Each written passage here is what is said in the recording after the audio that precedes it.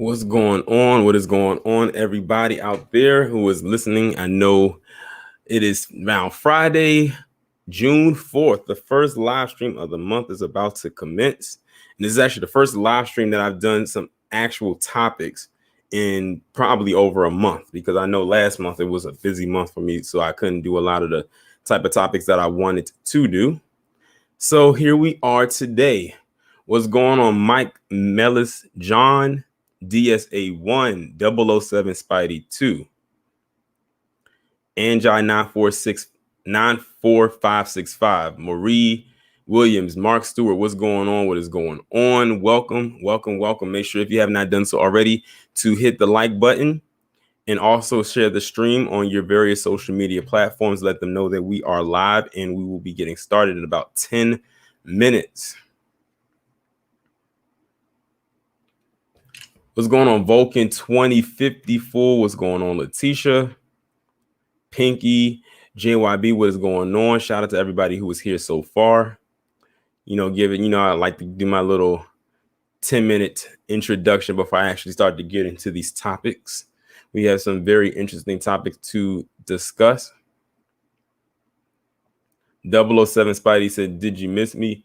I'm trying to figure out if I was supposed to or not. If you're referring to when I did my my Freestyle Friday, you were missed in that aspect, because I know that's like the segment that you like the most as far as the live streams go. Yeah, because you wasn't present that day. I was actually kind of shocked. Let's see what's going on. Maximus Royalty, Jamarius Jackson, Vampire Hunter Greg, what is going on? What's up? This is like I said earlier, this is like the first Friday in a while that I've done a live stream that had topics behind it. Like I said, last month was kind of busy, so I couldn't, do it the way that I wanted to. But it is what it is. I made up for it on my main channel, and whatever topics I couldn't talk about on here, I ended up talking about over there. Tina Thomas, Alana Trotman. I kind of figured that. Spidey, Brother Sly, Akira, what's up? What's going on? How was everybody's week? I had a very, very good week. And I had a very good time away when I did go away last weekend, by the way. I had fun. Where I went, it was hot, but I had fun though. Let's see. B-Dub, what's going on?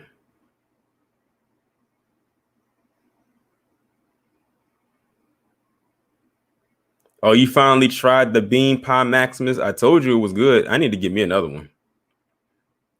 I wish I had found it was somewhere local that I could get, but if I have to order it like I did the last time, then it is what it is.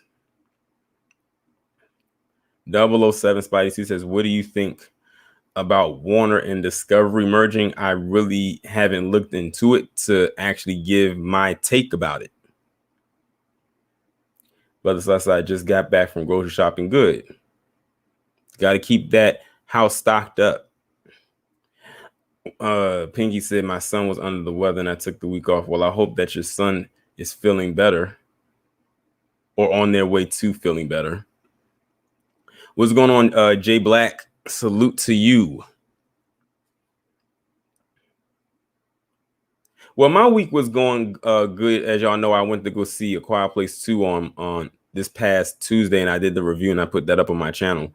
But also next week, I'm gonna have to take my car to get a repair because somebody bumped into me while I was parked, and I didn't see it, and I didn't even notice it until I had got home. So basically, like the front left headlight, the little plate that covers where the light is, got damn near shattered, and it messed up the signal light. Thank God the headlight still works, because I was wondering. I was like, okay, I was wondering why my signal light was flickering so fast, and usually when that happens, that usually means there's a malfunction. It wasn't clicking normal in a normal speed, and then when I looked at it, I was like, wow. And then on top of that, they kind of scratched the front part of the hood of my car, They didn't mess up the grill, thank God. But I gotta go and take that to get repaired on Tuesday, so I'm gonna end up with a rental for a couple days while that's getting fixed.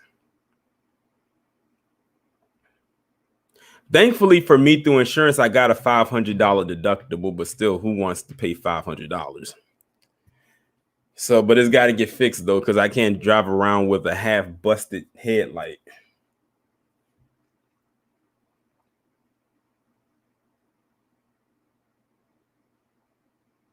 So, other than that, my week was pretty decent. Amar said, "What's up, Torian? Fakem reminds us why he's a sellout to our community." Someone told me about that. I'm not going to entertain that. Why bother? I'm not even going to entertain whatever it is that that idiot said in concerns with Black Wall Street. I'm not.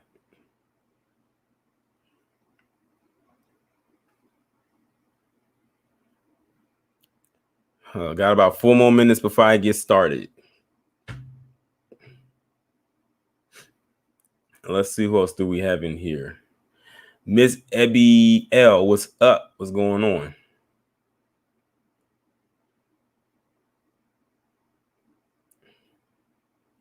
I try to avoid having to talk about that individual as much as I possibly can until their moment comes, and then that's when I'm gonna go all out.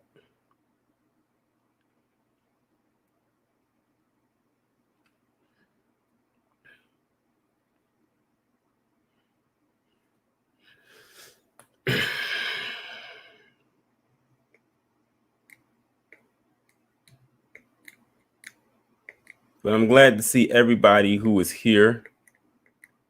Oh, Noam King says someone keyed my car while I was at the courthouse to get the deed for my grandma's property. All those police around and nobody saw nothing. Somebody saw something. Somebody saw something. What's going on, Versatile Legacy? What's going on, Irie Farms?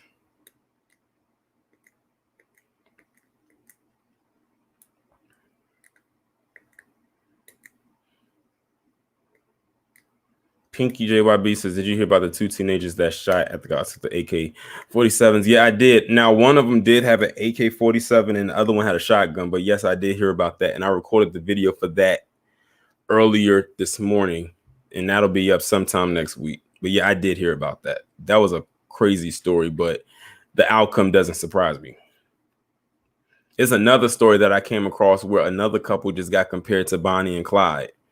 And this one I think happened in South Carolina. It was a white man and not a white man. It was a black man and a white woman. They said they went on a string, like a killing spree that lasted like days.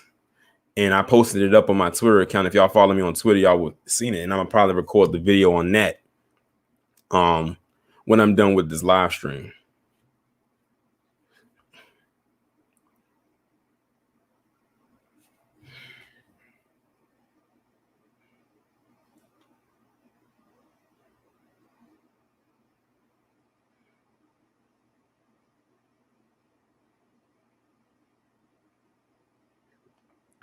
Got about 2 more minutes and I'm gonna go ahead and get started.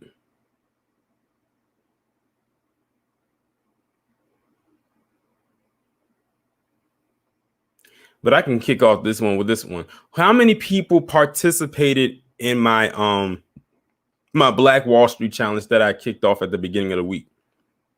I know I did. I supported some black content creators this week. But I just wanted to see if who else did. What's going on, Shahid?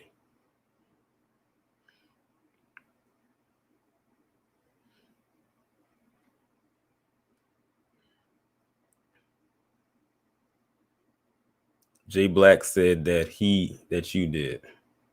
I just wanted to see if people were honest and see if they actually did. I mean, if you didn't, it's whatever.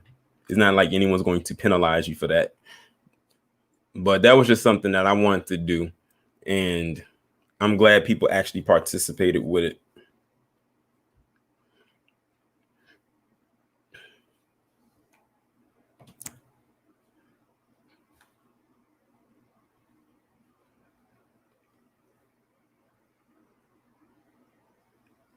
Okay. It is now it is now officially 4:10 p.m. So I'm going to go ahead and get started with this stream. Like I said, we have a few topics to cover today. Let me go ahead and share my screen, and we can go ahead and get started. The first thing I wanted to talk about was this story right here, not this story in the headline, but this story right here involving this woman who got into it with a flight attendant on Southwest, hitting her so hard that she knocked her teeth out, or two of her front teeth out. But I just want you to see how they handled her, if you want to call it that. First, we begin tonight with a brutal assault in the air. A flight from Sacramento to San Diego turns violent. A flight attendant gets her teeth knocked out by an unruly passenger. Thanks for joining us tonight. I'm Tony Lopez. And I'm Elizabeth Kling. CBS 13's Valina Jones is live at the Sacramento International Airport with what led up to the punch from a passenger. Valina. Well, witnesses say they are shocked to see what happened. They say this all started as a back and forth between the flight attendant and the passenger on that weekend flight. But they were shocked to see what happened next. I turn around and they start shoveling each other. And next time I saw, don't touch me. An early morning scuffle in the air on a flight from Sacramento to San Diego between a flight attendant and passenger, shocking those on board like Taro Arai as he watched blood drip down the Southwest employee's face. As soon as I turn around, the lady stood up and pound, and then she just knocked her out on the floor. Arai says the two were arguing back and forth before the blow, sending the flight attendant to the ground. So now she's bleeding everywhere in the back, looking at us. And this lady who hit went back to her seat, wore a mask. Nothing has happened. Seems like I'm like, oh, Video captured by Susan Marie Stidman shows 28-year-old Vivian Quinones being escorted off the plane by police once the flight landed in San Diego. There's no reason to attack a flight attendant. They're just trying to do their job. She's trying to keep people safe, asking them to stay seated with a seatbelt on. Witness photos show the flight attendant being taken off in a wheelchair. Southwest telling us Quinones repeatedly ignored instructions to put her tray table up and seatbelt on. The union representing the flight attendant says they are seeing a spike in their employees being targeted. It's absolutely deplorable, and we just will not stand for it. And all of the other incidents that all of our other flight attendants have also been experiencing. Those flying the friendly skies say passengers who can't follow the rules shouldn't be allowed to board. I mean, violence is never okay. There are easy ways to fix this. They don't fly anymore, they can drive or walk. The union says the flight attendant is recovering but has missing teeth. Quinones is being charged with battery causing serious bodily injury. Now, she told our sister station that she was acting in self-defense, but declined to comment further. Now, we also understand this led to a 5-hour delay for those passengers. What a crazy story. 5-hour delay. The chick who did that would have got her ass beat. For real, for real. You had me delayed for 5 hours because you wanted to act the fool. Now, I think this video right here actually shows the footage of the actual fight or the actual attack, because it wasn't really a fight, because it was more of an attack, because the woman wasn't fighting her back. So I think this one right here actually shows the footage of her getting video hit. Of the attack on a Southwest flight attendant just moments before that plane from Sacramento was about to land in San Diego. We're learning new details tonight about what led up to a passenger knocking out a flight attendant's teeth. KCRA 3's Walter McCalla talked to two passengers who were sitting just feet away from where this event happened. One of them believes the flight attendant is partially to blame. It's the viral encounter of a Southwest airline passenger physically attacking a flight attendant. It landed one woman in jail and left the flight attendant with two missing teeth. Michelle Manor was sitting 2 rows in front. She heard the commotion and pulled out her cell phone to record the altercation with 3 women in the back row. The flight attendant had told them to put their masks on over their entire face. They ended up in a screaming match. It ended with the flight attendant stating that she was going to go call the captain. Just a few minutes later, witnesses say she was back, this time leaning across 2 of the women, reaching toward the third against the window, saying, "Put your face mask on." The gal who punched the flight attendant had said, get off me, get your hands off me, quit leaning on me. She had made like 3 requests for her to back up, and she didn't. That is when you see the woman identified as Viviana Quinones jump out of her seat and attack. Sacramento's Tara Arai watched the whole thing from a couple rows further up. Their voice started getting louder and louder. And then when I heard, "Don't touch me," then I start, about to start the video. And she just stood up and started punching her. He says the plane was just about to land. The flight attendant asking her to put the tray up and wear seatbelt, and somehow she didn't want to follow. So, flight attendant forced the issue. He said it all happened so fast. Luckily, someone sitting nearby stepped in right away. Flight attendant in the back bleeding everywhere, looking at us from the hallway. It was like a horror movie to me. Michelle says there's no excuse for ever putting your hands on a flight attendant, but she believes this one wasn't treating the passengers well. The flight attendant had given me pretzels, and as I was putting one in my mouth, she was walking by and she said, "Put your mask back on." I just looked at my daughter and I was like, okay. Walter McCalla, KCRA 3 News.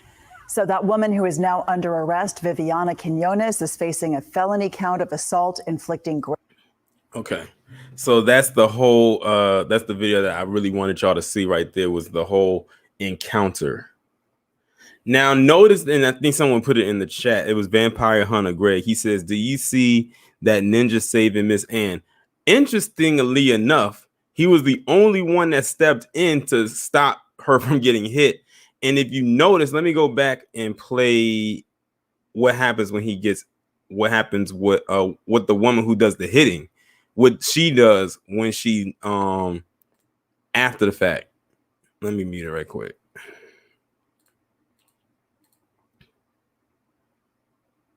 Now look at how she reacted when he did fly up there though. Like, you saw how fast he came up. He did kind of like turn into the Flash and just kind of shoot right up there. But saw what happened when he came up, and what happened? She sat her ass down.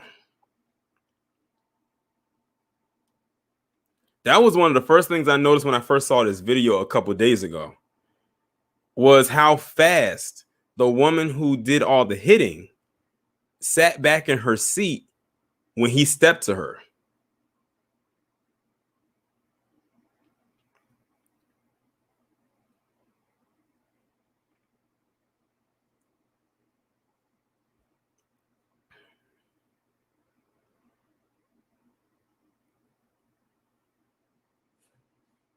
Just trying to read the comments. Yes, Nino Black. Yes, that is a black man that stepped in to save her after she was literally getting like treated like a punching bag.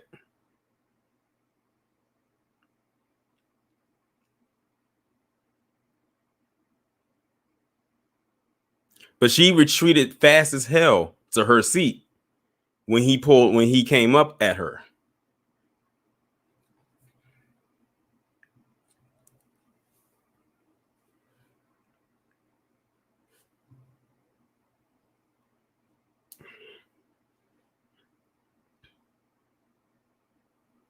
I'm gonna be honest. I would have probably put hands on that chick for making me have to get this flight delayed for 5 hours. Bump what you got going on over here. You making me have to stay for 5 hours that I don't need to be here.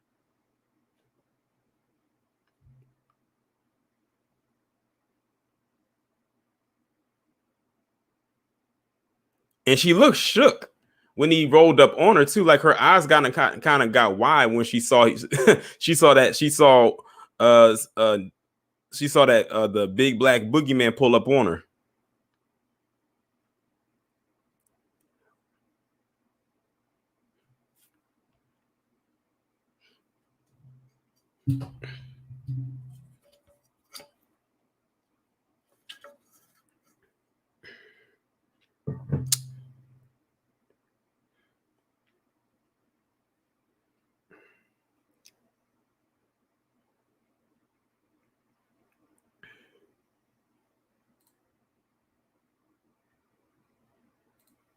And then you had this woman right here who basically got on cold with the woman that was doing the hitting.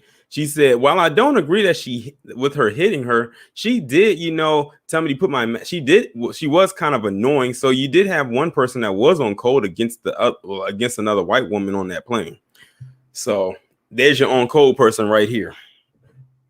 So the flight attendant, according to her, and the one that was doing the hitting was the one that was being off code, even though the woman that was doing the hitting was the one that was in the wrong. But what I want y'all to pay attention to, and let me skip ahead a little bit. Hopefully I can catch it. I'm gonna have to go back a little bit. Is this part right here. Look at this. She was escorted off the plane, not in cuffs, not in those little strips, none of that. She was walking free-handed, and she was walking behind the cop, not in front.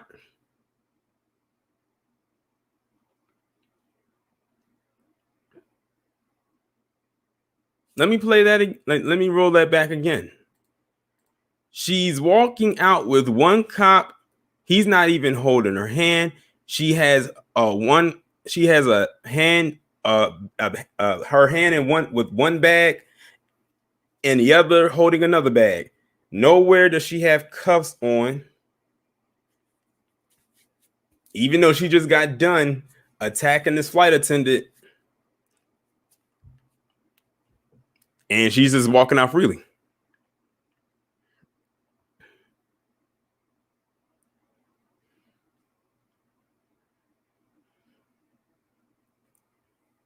That's her privilege right there.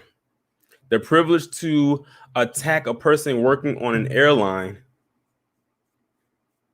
in a very brutal way, and then being escorted off of the plane while not having to be in cuffs or in those strips.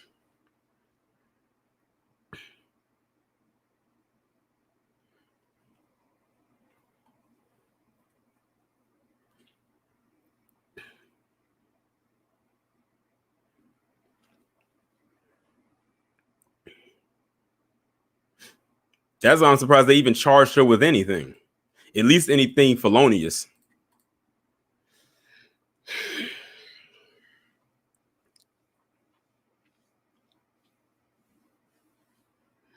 Just reading the comments and seeing what y'all talking about, because I'm using my phone to read the comments and I'm using my screen to play the video.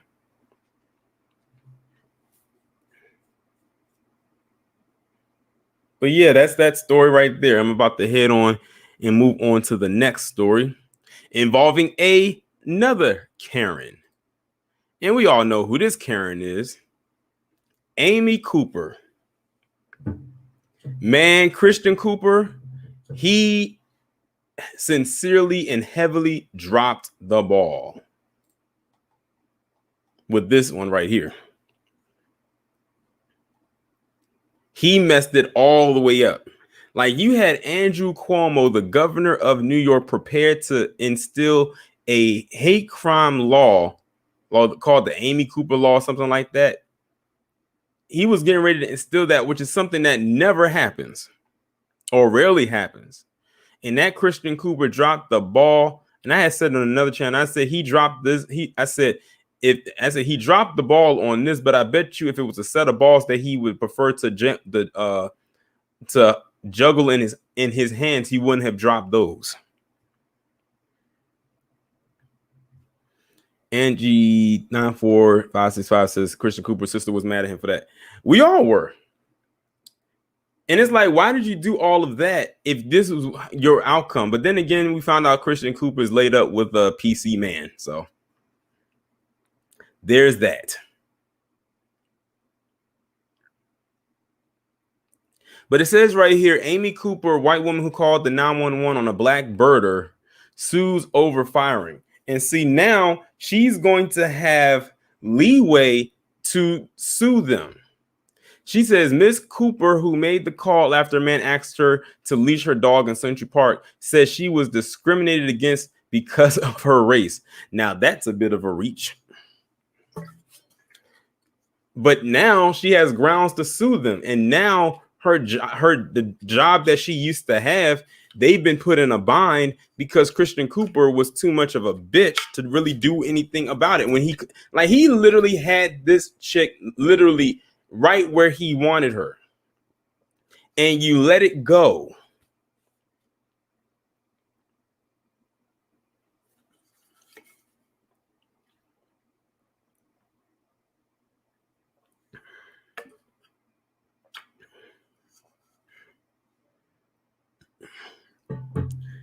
I mean, look at how she's holding her dog.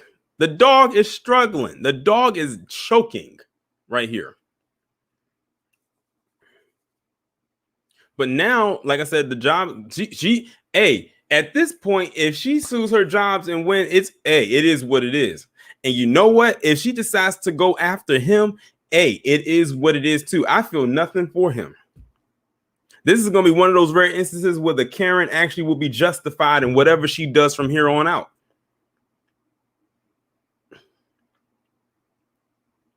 This is Amy Cooper, a white woman who last year became an international symbol of the routine racism that Black people face in their daily lives, is suing her former employee for firing her, arguing that she is a victim of racial discrimination. Ms. Cooper makes the claim in a lawsuit filed this week against the investment firm Franklin Templeton, which terminated her employment a year ago after she was captured on a widely shared video in a tense encounter with a Black bird watcher.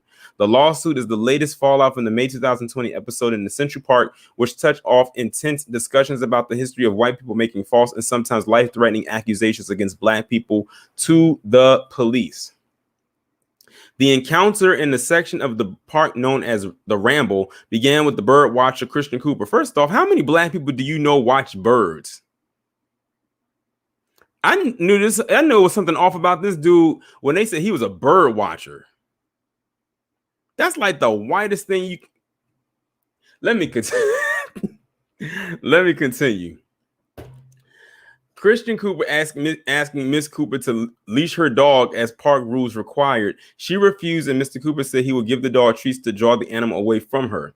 With Mr. Cooper recording their exchange on his phone, Miss Cooper, clutching her dog tightly, called the police. "I'm going to tell them there's an African-American man threatening my life," he said to Mr. Cooper, while she dialed, her tone growing more intense as she repeated twice to the operator African-American. Like,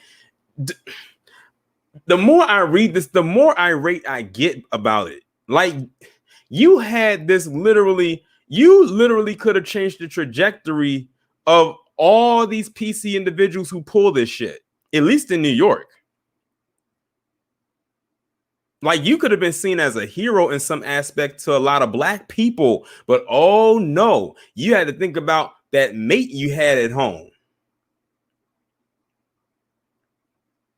I bet you if it had something to do with that goddamn academy, he would have jumped on it. In his case, he probably would have hopped on it, if you get the pun.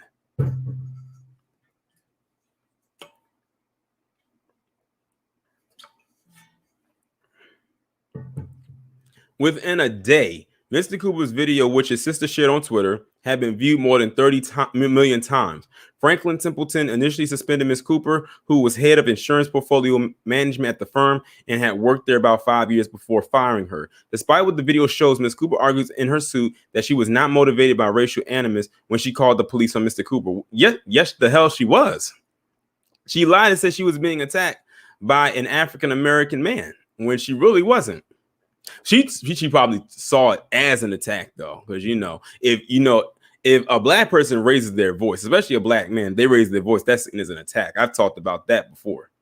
She says in the suit, which was filed in federal court in Manhattan, that she did not shout at Christian Cooper or call the police from Central Park on May 25th, 2020, because she was a racist. She did these things because she was alone in the park and frightened to death. She goes on to say that Mr. Cooper has selected her as a target and describes him as overzealous. And see, literally, in this instant, he literally handed the power back to her. He stripped her of all the power just to hand it back to her. It's nothing he could do at this point. It's a done deal. It's a wrap. She could zip this whole case up with her former job. Her former job can go out of business because of what he failed to do. And the suit argues that Franklin Templeton did not thoroughly investigate the situation because of Ms. Cooper's own race and gender, effectively reaching its decision to terminate her because she's a white woman. The suit also describes an earlier encounter between Mr. Cooper and another man who was black and who said Mr. Cooper had approached him aggressively about an off-leash dog. Now look at that. Look at this.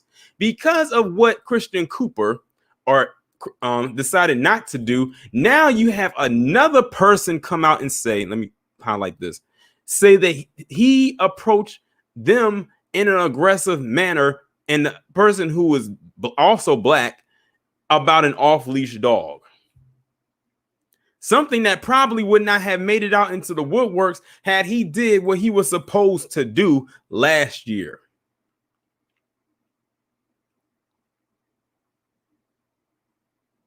Miss Cooper was judged and her life was destroyed without hearing her story, said Andrea Impaparella, a lawyer for Miss Cooper. The suit's characterization of Mr. Cooper's behavior appeared to be at odds with a statement Miss Cooper posted online the day after the episode, apologizing to him for my actions when I encountered him in Century Park yesterday. I reacted emotionally and made false assumptions about his intentions when in fact I was the one who was acting inappropriately by not having my dog on a leash. Mr. Cooper, who was repeatedly said he does not believe that Miss Cooper's life should have been torn apart for her actions, dumbass, declined to comment on her lawsuit.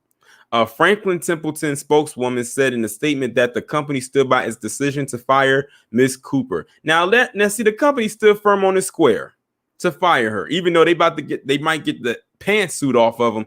Unlike Christian Cooper, I don't believe that, her life should be in danger or torn apart for her actions. Silly nigga.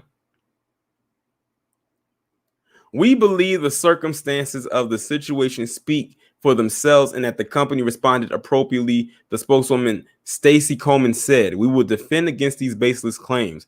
Damon T. Hewitt, the executive director of the Lawyers Committee for Civil Rights Under Law, said that the civil rights arguments in Ms. Cooper's suit seemed to him to be fairly meager. He expressed concern that the suit and others like it could weaken the cause of stronger cases. I think it's frankly inappropriate to hijack civil rights statutes with these kinds of claims, he said. I'm not going to say a white person can never face discrimination. I would not say that. But in this instance, there just seems to be no claim at all. I would have to agree. They didn't fire her because she was white. So I don't know why she's trying to make this claim that she was fired because she was white. It had nothing to do with her damn whiteness. It was everything to do with her being making a call or a baseless claim about a black man in the park. That's why I said Christian Cooper is an idiot. He literally had everything going in his favor. This woman literally could have went to jail. She may have been out by now, but she could have went to jail and did some time and it would have been on her record. See, all of this goes back to being on him. This is pretty much his fault. While we're here today having this discussion about what she got going on.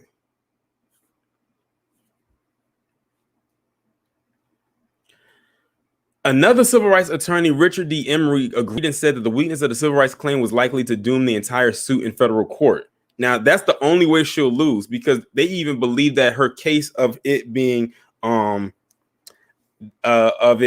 being based on her being white is not a strong enough case. And I agree, it's not a strong case, because that's not why she was fired.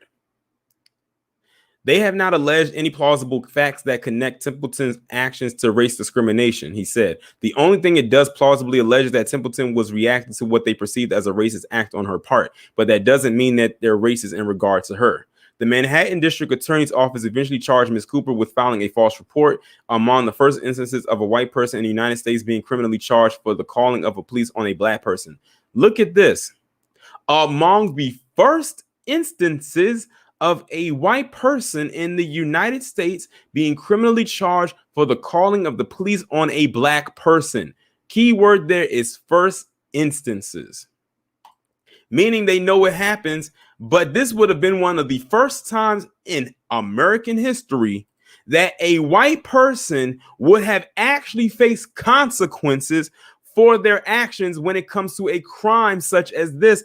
But that dumb Negro, Christian Cooper, felt bad for her. Thus, this is null and void.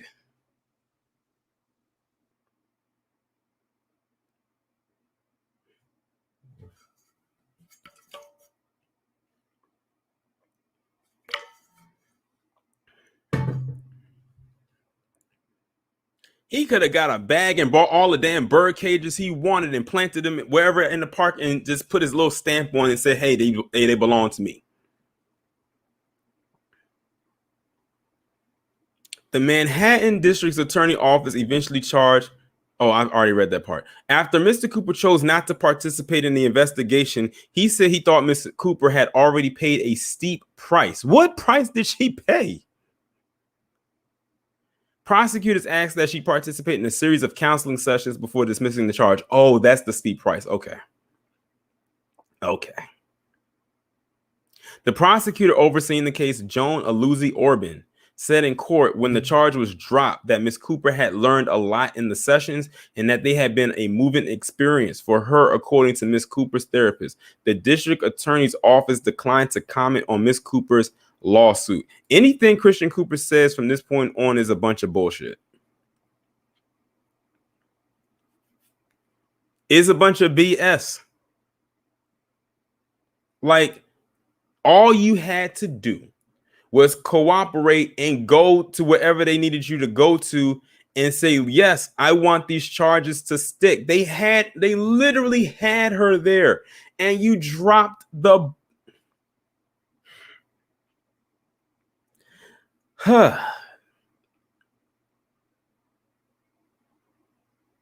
when you said you sense a Torian rage coming on. No rage. I would never rage out over this, because that means I would have to go in on way more than situations than just this.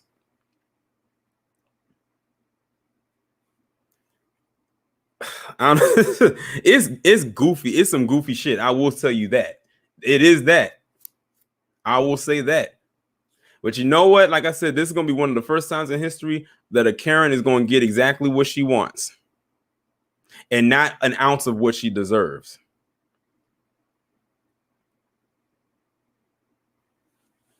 Felt that she paid a steep price. What steep price did she pay exactly? Because I'm curious. While she took some classes, okay, that don't mean shit. Like, you literally had the governor of New York, Andrew Cuomo, getting ready to sign a whole bill. In case y'all didn't know, he was going to sign a whole bill into state law that would quickly prosecute people like her. The bill was going to be named after her. She was going to go to jail on some felony charges. She got fired from her job. All this Negro had to do was cooperate with the goddamn investigation.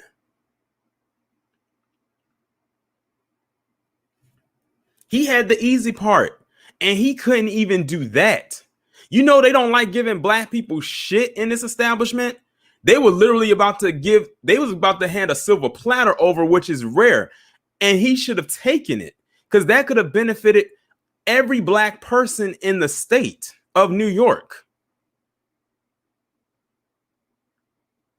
So no, I don't care what the hell happens to Christian Cooper from here on out. If something else happens to him, oh fucking well.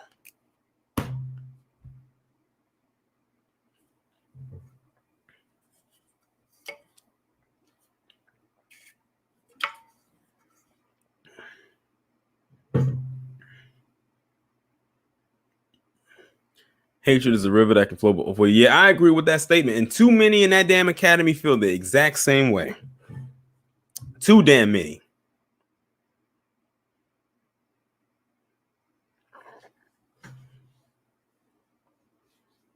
But anyway, let me move on and let me move on to the next story. And the next story is just as wild, and it too comes out of New York, where you have God damn.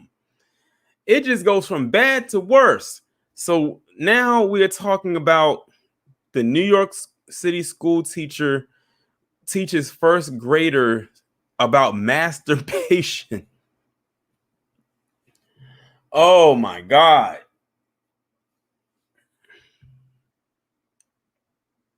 How many of y'all heard about this? How many of y'all heard about this shit?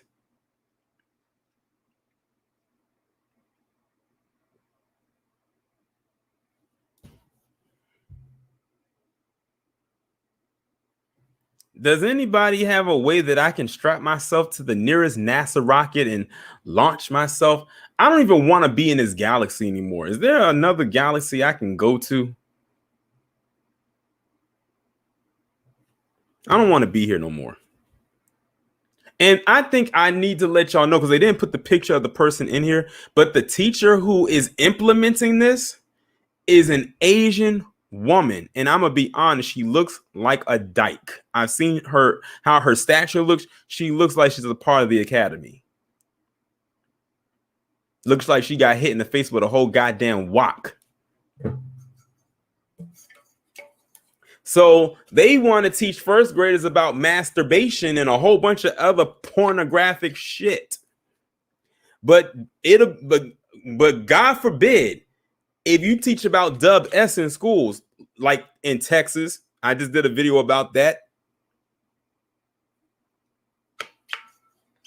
saying that they don't want Dub S to be taught in schools, and now they're having this whole debate about critical race theory being taught in schools. But you'll let this pass. You'll let this pass. And remember, I just talked about how when me and Nicole from Nicole's View was talking about the bug breaking documentary in on the live stream that I did before this one, about how they are now implementing the academy through Legos and in the cereal. Well, now it's getting even further into the schools.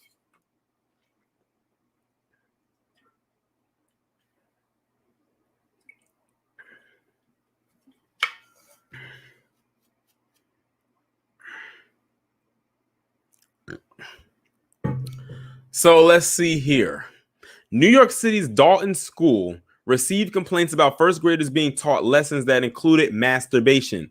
School administrators told parents they misinterpreted the curriculum of teacher Justine Ang Fonte.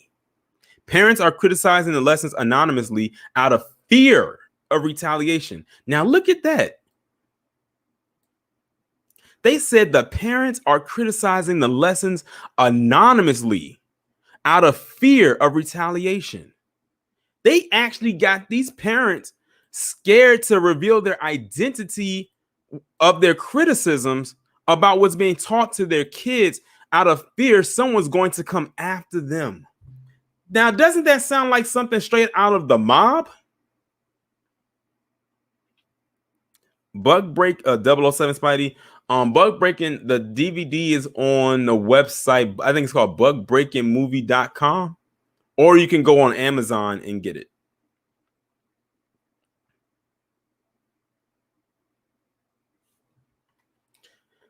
It says a private school in Manhattan.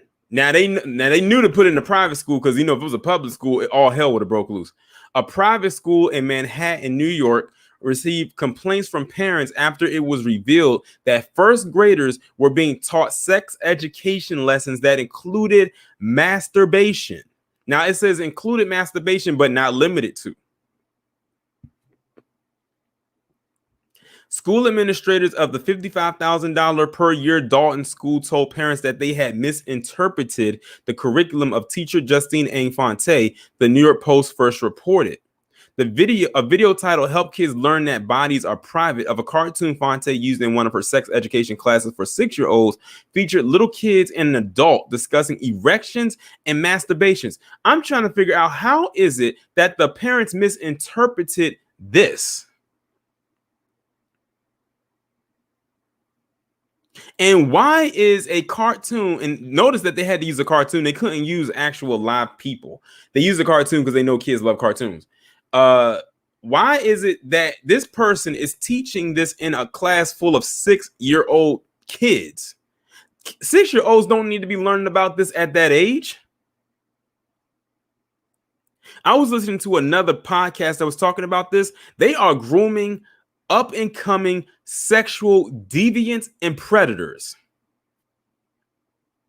And this is scary because I keep thinking when people teach stuff like this to kids, this is opening up the door to a lot of perverts out there.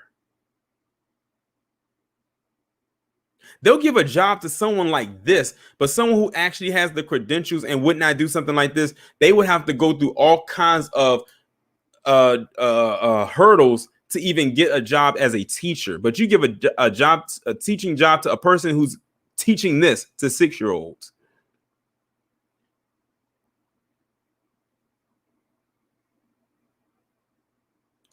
Hey, how come sometimes my penis gets big sometimes and points in the air? Asked a little boy in the cartoon. Yeah, I wish we can go back to days when I was a child. When I was a child, we didn't talk about this. And if we watched cartoons, it did not talk about this. And it definitely wasn't. And if it was, it wasn't taught in the schools. After an adult woman explained it was an erection, he then responded, "Sometimes I touch my penis because it feels good."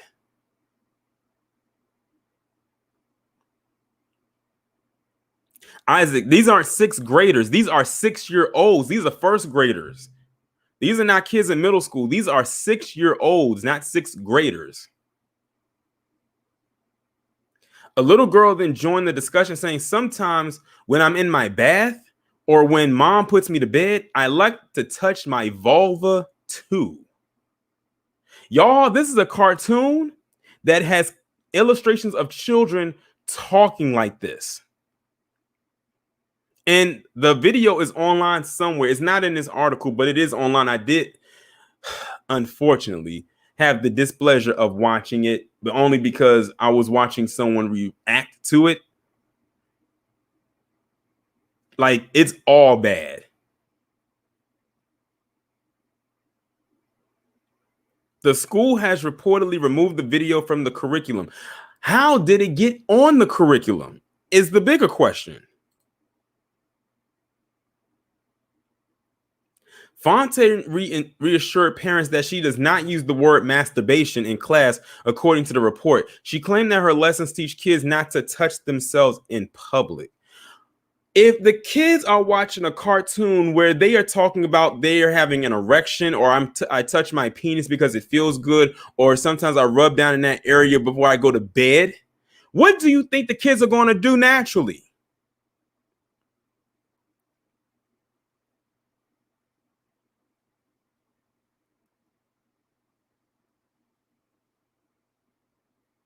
Children were also taught about consent, which one unnamed mother told the New York Post was valuable in protecting kids from abuse. But another anonymous mom said it was extreme for kids to tell their own parents or grandparents to not touch them without first asking for permission.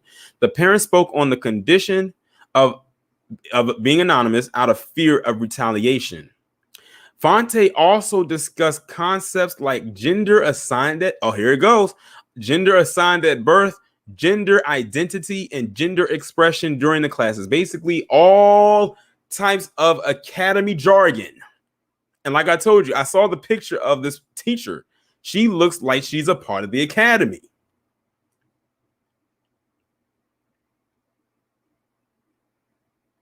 This person should absolutely not be teaching children. Ironically, she teaches kids about consent, yet she has never gotten consent from parents about the sexually explicit and age inappropriate material about transgender to 1st graders, a third mother says. So you hear that.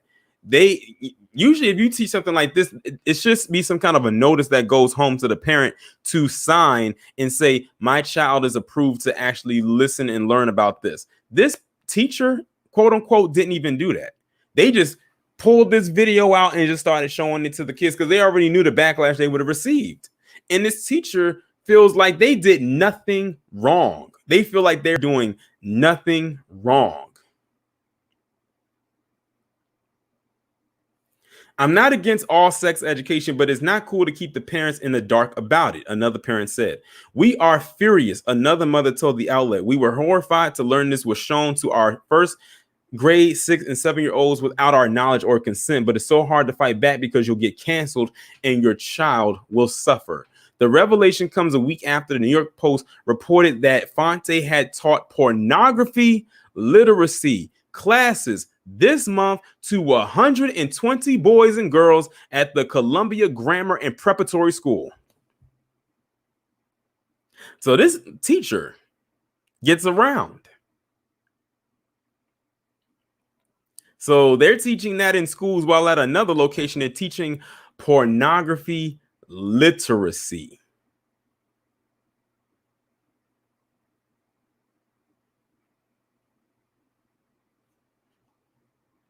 A Dalton spokesperson was quoted by the Post as saying, as part of the Dalton's comprehensive health curriculum for students, a lesson on gender and bodies included 2 evidence-based on and age-appropriate videos approved for students 4 years and older. These videos align with nationally recognized methodologies and standards. Now look at this. They had to say that is a part of the health curriculum for students. So they're basically saying it's okay.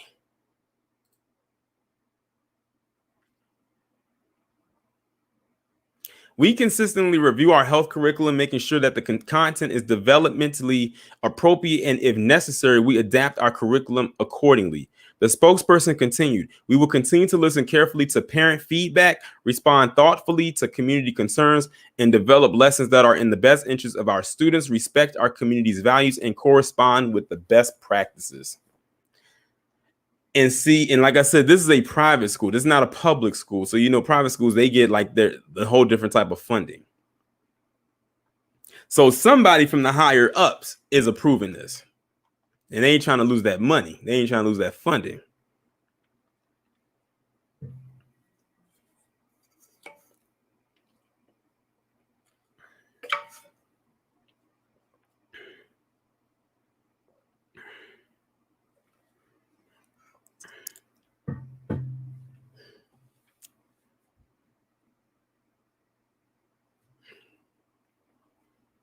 See, like stuff like this, I don't like because it takes the innocence out of the children. It does. And it leaves them vulnerable. But they don't see it like that. Damn sickos.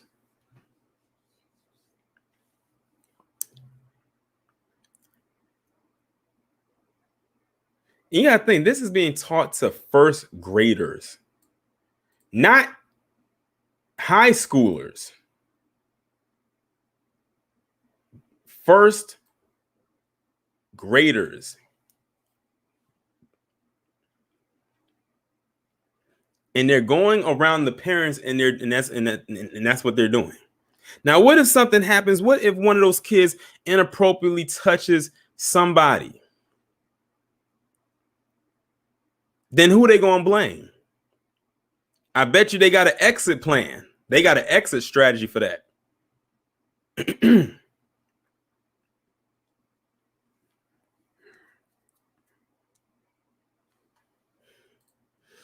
Let me move on from that to this incident right here. Now, some of you may or may have not heard about this, but I'm going to play the video anyway. It says, Mike cut in speech on Blacks' roles in Memorial Day. So basically, you had this guy here whose name is Bernard Kempter. This is a retired Army lieutenant colonel, and he was reading this dialogue right here in which he read a piece about Memorial Day and the role that Black people played in it, and how, ironically, when he gets to the part about the role that Black people played in it, as well as a huge part of them being the ones who are in so many ways the ones who started it, his mic goes out. So I'm going to go ahead and play the video. It's 1 minute and 36 seconds long, and then we're going to discuss. Memorial Day was first commemorated by an organized group of Black freed slaves less than a month after the Confederacy surrendered. Recent years, the origins of how and where Decoration Day began has sparked lively debate amongst historians. However, Yale historian David Blight, asserting the holiday is rooted in a moving ceremony, was conducted by freed slaves on May 1st, 1865, at the tattered remains of a Confederate prisoner of war camp.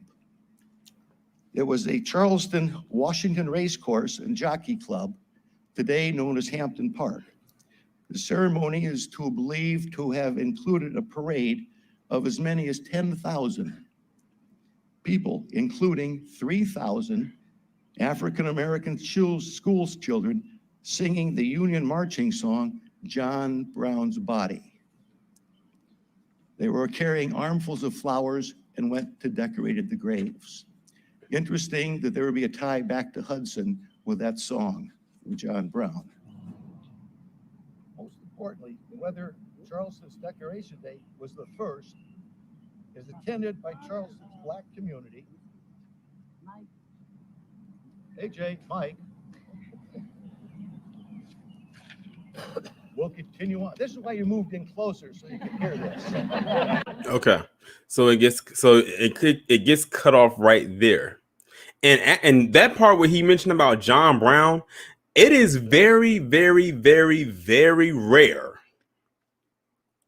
that John Brown's name will come up in any speech or conversation where a PC person is talking, and he brought that up. So that part right there caught me by surprise too, because PC don't like to talk about John Brown. John Brown is probably the most off-code white person in history, point blank, period. But everything was fine when he was talking up until he got to the part that Black people were talking about. Now I'm gonna go ahead a little bit further, because even though his mic got cut, his voice was still loud enough for you to actually hear what he was saying. And I'm gonna repeat back as best of my abilities what he said when his mic got cut. John Brown. Most importantly, whether Charleston's Decoration Day was the first is attended by Charleston's Black community. Hey, Jay, Mike. We'll continue on. This is why you move. He was mentioning about the role that, he said something about the Charleston community. I want to assume that's South Carolina. I want to assume that's what it is, because Charleston is South Carolina. That's the only place I could think of with the city of Charleston. But basically, he was talking about the role that Black people played in Memorial Day, and the origin of Memorial Day, and how ironic he's talking, everything up to that point. And the minute he mentions Black people and John Brown, that's when his mic gets cut. Now, somebody in the comments mentioned it, where, when it comes to speeches like this, they always prep the speeches and they always go over it with another person or people before they actually go out and give the speech. Now, someone was saying how he went over this same speech with those people and they told him to leave that part out. And he most likely lied and said, okay, I'll leave that part out. But he decided not to, and he left it in anyway. And I bet you the people that he told that to were the ones that told whoever's working the audio to cut the mic.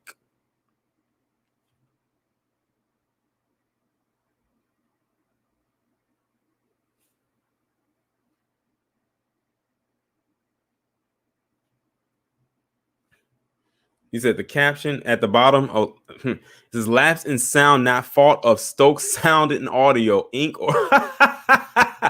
or Hudson Community TV. Oh, they had to make sure to clear themselves of any wrongdoing. Okay. I see you. They're going to try to say it wasn't no fault of their own. Okay. You mean to tell me that the audio was working just fine, but the minute he mentions John Brown and Black people and the role they played in Memorial Day and its founding and its start, that it just goes out? And I think I heard that when they got the mic back up and running, he reread that part where the mic got cut out. So he still got his point across anyway. In that moment, this man was being completely off code. And you can tell at one point in the speech, he stopped reading off of the paper and just completely started to read either from memory or whatever he felt at that point.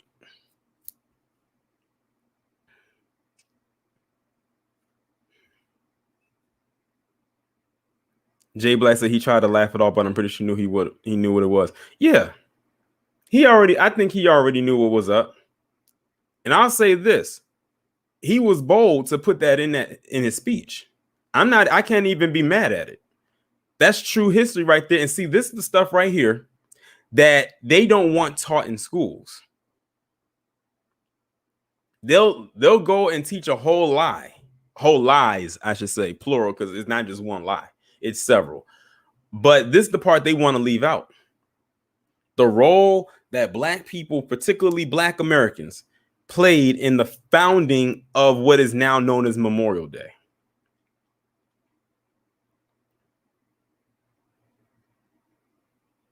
What's going on Black Light Revelations?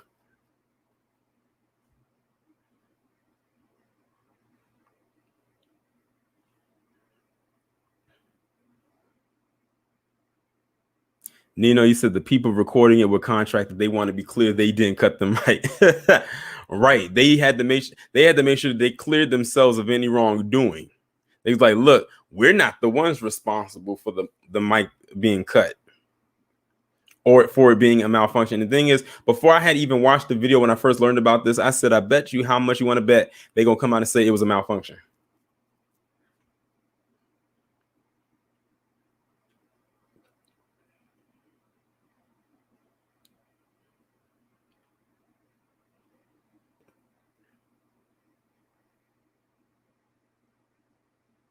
But yeah, they knew exactly what they were doing. He said African American and Black too many times. It was a quota for how many times he could say it, and he said it too many times. And then he said John Brown. He's like, nah, nope, cut it, cut. They probably was shaking a little bit too, because they was like, wait a minute, didn't we tell you not to say that? And you said it anyway. They probably was like, oh, smiles and everything. And the minute he started talking and mentioning the piece that he wasn't supposed to have in there, that smile went to a frown fast as hell.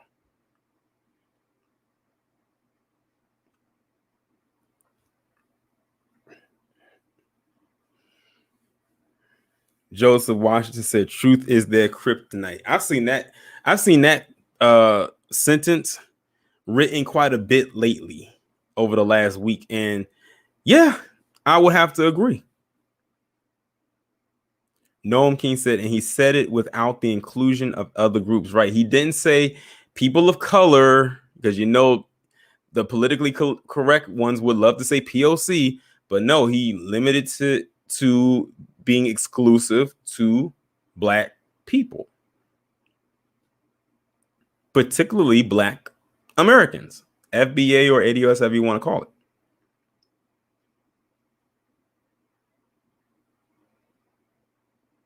Great filibuster says, just notice this is monetized. My live stream channel isn't monetized. This isn't my main channel. My main channel is monetized. This one is not. But that's fine though. Nino said they love to mention race because anything not specified is assumed to be white. But yeah, I just wanted to play that for you. And yeah, I didn't recognize the caption at the end until it was pointed out to me. I thought that was funny. But yeah, they full of it. They are full of it. But kudos to this man for actually going against whatever orders he had and still incorporated this into his speech. Because like I said, the truth has to be told one way or another. And they can only hide the truth but for so long. We live in the age of social media. We live in the age of the internet. How much do you think you can really hide nowadays? This is not the 90s or the early 2000s or the 80s, 70s, or anything further back. We are in the 21st century. We are in 2021. Whatever you feel I'm not going to get in school, I can find on the internet with good, decent research, because they put some lies on the internet too. But if you do the proper research and are led into the right direction, you'll be good. Blue Henny, you missed quite a bit. I'm actually about to get on the last topic, so you're going to have to listen to the playback. So let me move on to the last topic. And this topic, y'all knew I was going to talk about. Question for the chat. What do y'all think the last topic going to be?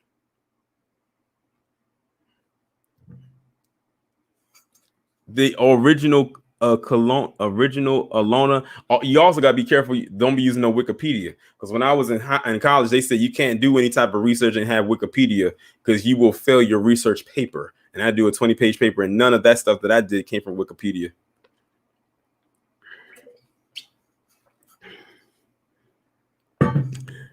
Spidey said tennis. Maximus said Black Wall Street. I actually taught Black Wall Street Um, I may do a video about that. That whole display was just a disgrace. That just left a bad taste in my mouth. Vampire Hunter said Coon Dance. Rosalind said Naomi Osaka. Miss Ebby said Black Wall Street. Brother Slide said Kundis. Akira said Naomi Osaka. John said Naomi. Naomi. Okay. So to those of you who said Naomi Osaka, you would be correct. That is going to be the last topic of the day. And the whole situation going on with her. So I feel like everybody already knows this story, but basically what happened was it all started with Naomi Osaka basically saying that she does not want to talk to the media ahead of her playing in the French Open because she feels like it's going to mess with her mental health. And, I feel like she had every right to not want to talk to the media and whatnot. A lot of athletes don't like talking to the media. And then it stemmed from that and escalated even more. And when I first learned about it, I saw she was trending on Twitter. And she basically said, that she wasn't going to talk to the media. She said her mental health was affected by it. And they was like, are you sure you don't want to do it? Because you can most likely get fined for not talking to the media. And she's basically like, look, if they hit me with a fine, then that's just something I'm willing to pay. I'm not going to talk to the media. One thing I like about her is that she stands her ground. She's not flip-flopping. Once her mind is made up, that's it. So she decided that she wasn't going to talk to the media. And I saw one tweet where you had this palm-colored male, and that's something that the PC love to do. They love to dictate every time a black person or a person who is identified as black decides to stand up for themselves and stand their ground, going to come on there and try to tell her, well, it's your job. If you don't like it, then maybe you should just quit the sport of tennis. And then she came back with a tweet. I wish I could remember what she said. That had to be one of the best clapbacks I had ever seen in my life. It was something about the guy on a couch or something, she's talking about something about it had something to do with a couch and laziness. And when I saw that, I laughed so hard. Like I said, that was perfect. She clapped back at that white guy so hard that he ended up deleting the tweet, but not before somebody got a hold of the screenshot, and the screenshot ended up spreading. I think I retweeted it though on my Twitter account, to be honest. But anyway, she decided, that she wasn't going to talk to the media, and then the French Open committee basically came out and threatened to say, look, if you don't talk to the media ahead of the French Open, then we're going to remove you from performing or playing in our tournament. And she was like, look, if you got to do what you got to do. So not only, like I said, she still stood her ground. So she ended up they ended up removing her. Not only did they remove her from the French Open, but they also fined her $15,000. Now, for her, that might be a drop in the bucket because I'm sure she gets paid way more. But they fined her $15,000. All because she did not want to talk to the media. She said that her mental health was not right. She probably didn't want to get out there and say things or answer questions that she didn't feel like answering because she probably knew what kind of questions they might ask. She's already asked or been, responded to so many press responses before. So she already knew what was coming. She probably felt like she didn't want to deal with it. She just wanted to go out there, perform her best, hopefully win, and keep it moving. But they made a big deal out of it, that it became like a media firestorm. Like it was everywhere. And they're still kind of talking about it now. But even to the point where she's had support from other athletes and even other celebrities basically thanking her for her courage, because they're saying what she did was very courageous to actually do that, because a lot of athletes wish they could do that, but they don't. And here you have this young lady here who is like the best tennis player right now in the world. And she stood her ground and said, look, my mental health comes first. And the fact that you keep pressing me about this shows you don't care about my mental health. You only care about my responses so it can give you ratings. At this point, they weren't even treating her like a human being. They were treating her like a product.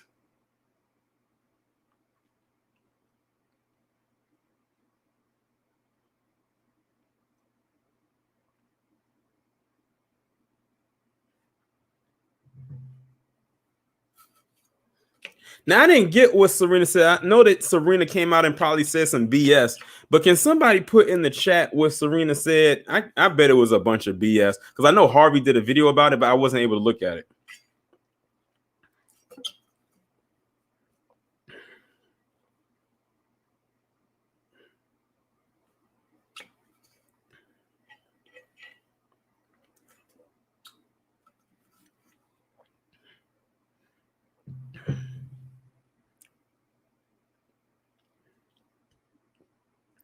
And someone put in the chat what Serena said, or like maybe not in verbatim, but just a little paraphrase of what she said, because I didn't catch it.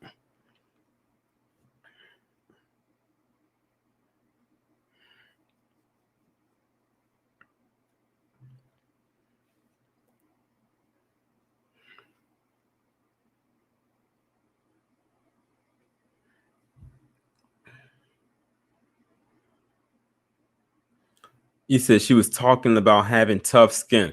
Serena Williams, you are the absolute last person to be talking about anybody has some damn tough skin. I mean, the absolute last person to talk about that.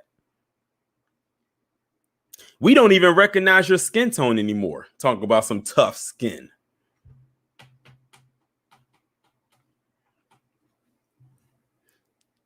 And as many tennis rackets as Serena Williams has broken in the past after losing matches, yeah, so much for tough skin.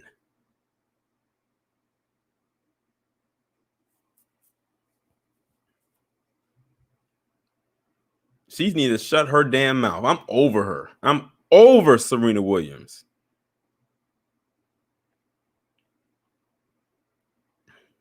But you want to know who else I'm over also when it comes to this particular story? And someone just mentioned their name in the chat. This person right here. So I am on my Twitter page right here. And I'm not sure who this person is, but I saw the tweet and I decided to retweet it. And this is a tweet. This is two tweets right here. From the Coonstress. Right here. I want y'all to see it. And and by the way, in case y'all did not know, I have given the Coonstress another name. I call her the Grifting Princess. So this is a tweet right here from the Grifting Princess, also known as the Coonstress. And look at this tweet here. It says, she's starting to get so annoying. Just quit tennis and become a full-time activist. You make millions and are now complaining again because you think you're a special snowflake that shouldn't have to do press conferences because they are a form of mental abuse. This was a direct response that she made to Naomi Osaka herself. At 10:45 p.m. on May 30th, 2021. Let me fast forward to the next tweet. Naomi Osaka made the right decision. Mental illness is serious, and it is always an act of courage to step away to deal with personal issues. Emphasis on the word personal. It's becoming too fashionable for one person experience to transform into a demand for everybody else. Tweeted 3:38 p.m., 5/31/21. In less than 24 hours, look at how fast this bitch hopped the boat.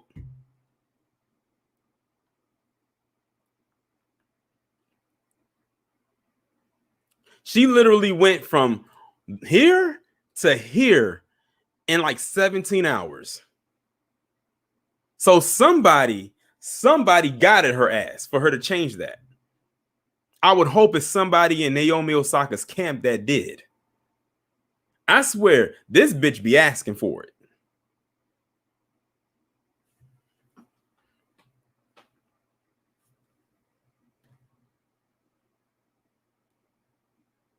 And it's funny that the Coonstress loves to do all of this, but she had no smoke for those PC individuals who came at her and talked about her child.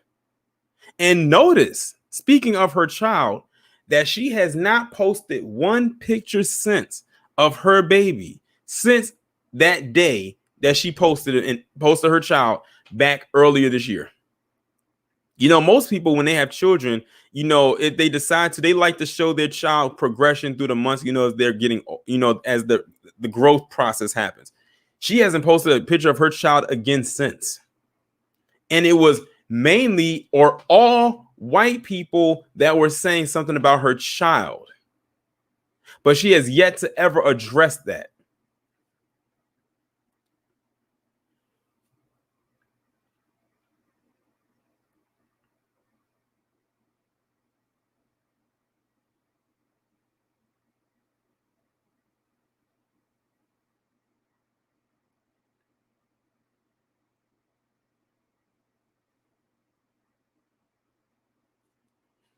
I've seen a picture of her child. Her child is very pale. Maybe it's because it's the birth picture, but I don't know what the child looks like now that the child would have a little bit of, maybe a little bit of color to it. Because, you know, when babies are born, they're like, a lot of them are very pale. But I don't know what the child looks like now, because it was more like a picture of the child like a few minutes after she gave birth. But that was back in what, January, I think. It is now June. So her child actually, you know, the color of the child has already come in, but we haven't seen it because she knows who came after her child. And she didn't have no smoke for him either. So much, in fact, she stopped posting the picture of her child. So you only will see that one picture.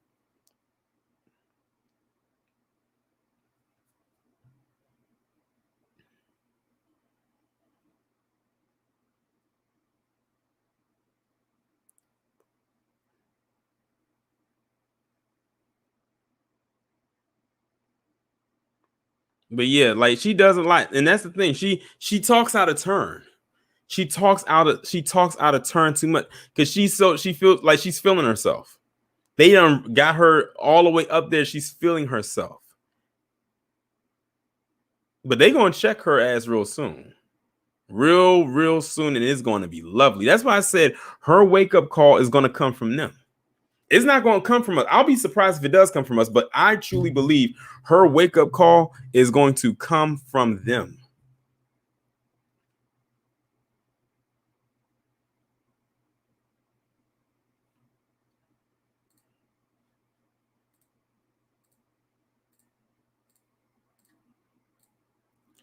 But anyway, that was my last topic of the day, which means that this is now the end of this stream, the first Friday stream of the month. Shout out to everybody who came through. Shout out to everybody who hit that like button. We will be back on the original channel tomorrow, as usual, 10 a.m., 2 p.m., and 6 p.m. Eastern Standard Time videos. Everybody enjoy the rest of your day. I know that I will. The sun is still shining. The weather is still somewhat nice. Them damn cicadas is getting on my nerves. But with that being said, I will talk to you all later.